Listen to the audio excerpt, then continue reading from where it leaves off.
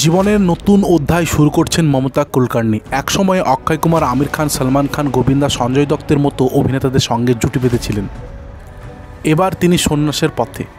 শুক্রবার মহাকুম্ভে সন্ন্যাস নিয়েছেন 90 দশকের সাহসী অভিনেত্রী। বদলে গিয়েছে তার নামও। শুক্রবার মমতা কুলকার্নি থেকে তিনি হয়েছেন শ্রী মাই মমতা নন্দগিরি।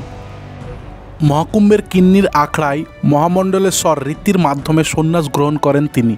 পিণ্ডদানের রীতিও পালন করেন তিনি। সন্ন্যাস নেওয়ার প্রক্রিয়ায় সময়ে আবেগপ্রবণ হয়ে গিয়েছিলেন মমতা। সেই ভিডিও সমাজ মাধ্যমে ভাইরাল।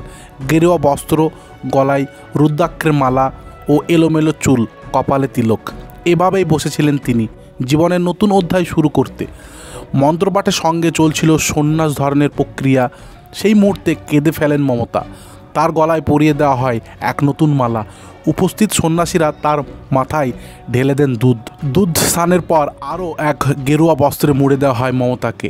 একে একে সবাই ফুলের মালা পরিয়ে দেন তাকে। সেই মুহূর্তে যেন স্তম্ভিত হয়ে যান অভিনেত্রী, কিন্তু বাঁধ মানে না চোখের জল। এই ভিডিও দেখে অবাক মমতার অনুরাগীরাও।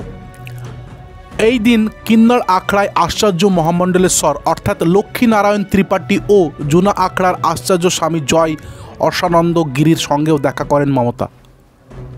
সেই সব মুহূর্তের ভিডিও ছড়িয়ে পড়ে সমাজ মাধ্যমে। করণ অর্জুন, চায়না গেট, তিরঙ্গা, আশিক আওয়ারা, ক্রান্তিবীর, সবসে বড়া খিলাড়ি, পুলিশওয়ালা, গুন্ডার মতো ছবিতে অভিনয় করেছেন মমতা কুলকার্নি। বিতর্কেও জড়িয়েছিলেন একাধিকবার। কেনিয়ায় মাদকগজে তার নাম জড়িয়েছিল। অবশেষে ছাড়পত্র পেয়ে 25 বছর পর দেশে ফেরেন তিনি।